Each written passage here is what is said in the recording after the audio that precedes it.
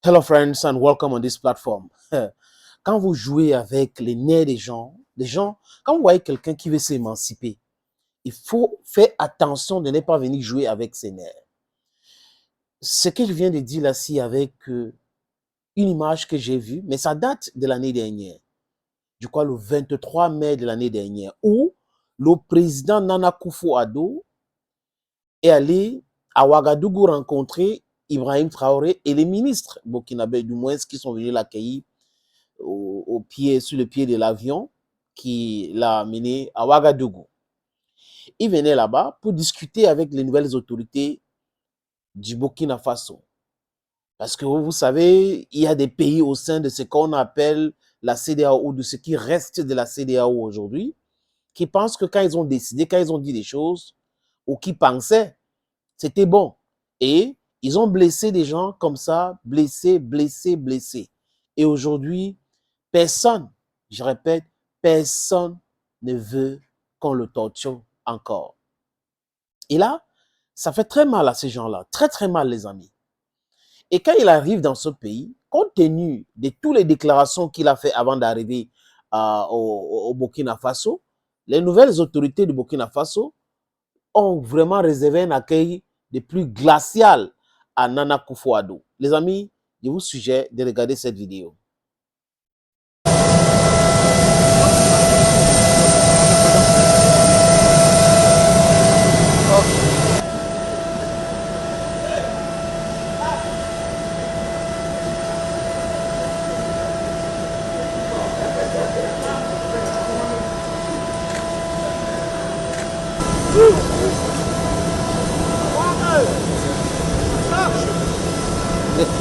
S'il vous plaît. Voilà, Nana Akufo-Addo qui s'est fait humilier de chez humilié. En fait, il descend de l'avion, il veut tendre la main, comme vous avez constaté dans cette vidéo, à Ibrahim Traoré, il tend sa coude. Oui, comme pour dire, ok, bon, on va se saluer comme ça, chers camarades. Chers camarades, grands travailleurs de l'impérialisme. Et les ministres, là, vraiment, personne, hein, vraiment, les gars, ils aiment leur pays, ils veulent que leur pays soit souverain. Ils ne sont pas là dans les blagues de mauvais goût. Ils ont refusé de prendre la main de Nana Akufo-Addo. C'est comme ça qu'il faut traiter ces traîtres-là. Je dis encore, les amis, c'est comme ça qu'il faut traiter ces traîtres-là. Parce que Nana Akufo-Addo n'est autre que le vrai traître de l'unité africaine. Il fait tout contre l'unité africaine.